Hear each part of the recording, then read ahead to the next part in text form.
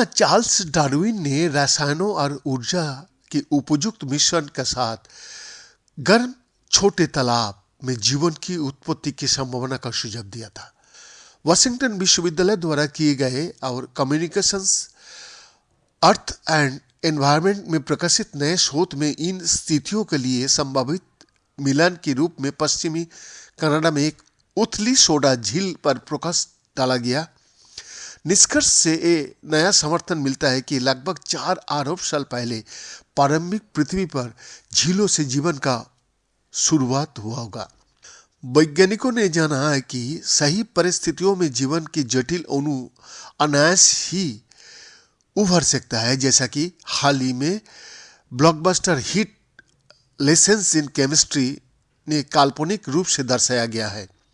जैविक अणुओं के अकार्बनिक अणुओं से बनाने के लिए राजी किया जा सकता है। जी हाँ, वास्तव में 1950 के दशक का वास्तविक जीवन की खोज के लंबे समय बाद एमिनो एसिड प्रोटीन का निर्माण खंड हल का काम ने आरएनए का निर्माण खंड बनाया है, लेकिन इस अगले चरण के लिए अत्यधिक उच्च फॉस्फेट सांद्रता की आवश्यकता होती है।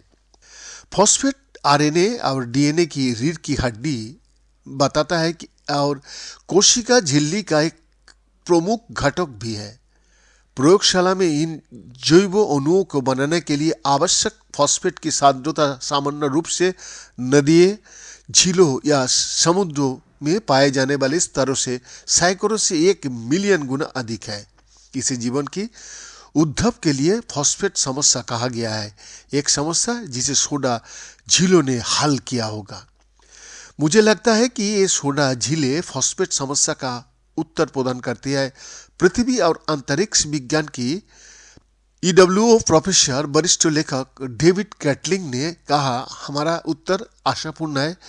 ये वातावरण प्रारंभिक पृथ्वी पर और संभवित अन्य ग्रहों पर होना चाहिए, क्योंकि ये ग्रहों की सतह का निर्माण और जल रसायन के काम करने का तरीका का एक प्राकृतिक परिणाम है। सोडा झीलों का नाम इसमें घुले हुए बेकिंग सोडा का समान घुले हुए सोडियम और कार्बोनेट के उच्च स्तर के कारण पड़ा है। ये नीचे पानी और ज्वालामुखी चट्टाने का बीच होने वाली प्रतिक्रियाओं से होता है।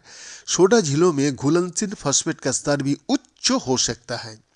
जीवन का उद्भव के लिए रासायनिक स्थितियां सैद्धांतिक रूप से सोडा झीलों में हो सकती है। शोधकर्ताओं ने रासायनिक मॉडलों को प्रयोगशाला प्रयोगों के साथ जोड़कर दिखाया कि प्राकृतिक प्रक्रिया सैद्धांतिक रूप से इन झीलों में फॉस्फेट को सामान्य पानी की तुलना में 1 मिलियन गुना अधिक स्तर तक केंद्रित कर सकती है। नए अध्ययन के लिए टीम पृथ्वी पर ऐसे वातावरण का अध्ययन करने के लिए निकली। संयोग से सबसे होनहार उम्मीदवार ड्राइविंग का दूरी का भीतर था। 1990 का दशक का मास्टर थीसिस का अंत में सिएटल से लगभग 7 घंटे की ड्राइव पर अंतर्देशीय ब्रिटिश कोलंबिया कनाडा में लास्ट चांस झील में वैज्ञानिक साहित्य में प्राकृतिक फॉस्फेट का उच्चतम स्तर ज्ञात था। झील लगभग 1 फुट गहरी है और इसमें गंदा पानी है और स्तर में उतार चढ़ाव होता रहता है। ये ब्रिटिश कोलंबिया की सुदूरवर्ती देश कैरिबू पठार पर धूल भरी गंदगी वाली सड़क का अंत में संघीय भूमि पर स्थित है। उथली झील सोडा झील की आवश्यकताओं को पूरा करती है। ज्वालामुखी चट्टाने के ऊपर एक झील जो शुष्क हवा वाले वातावरण के साथ मिलती है, जो पानी का स्तर को कम रखने के लिए आने वाली पानी को वाष्पित करती है और झील का भीतर घुले यौगिक को केंद्रित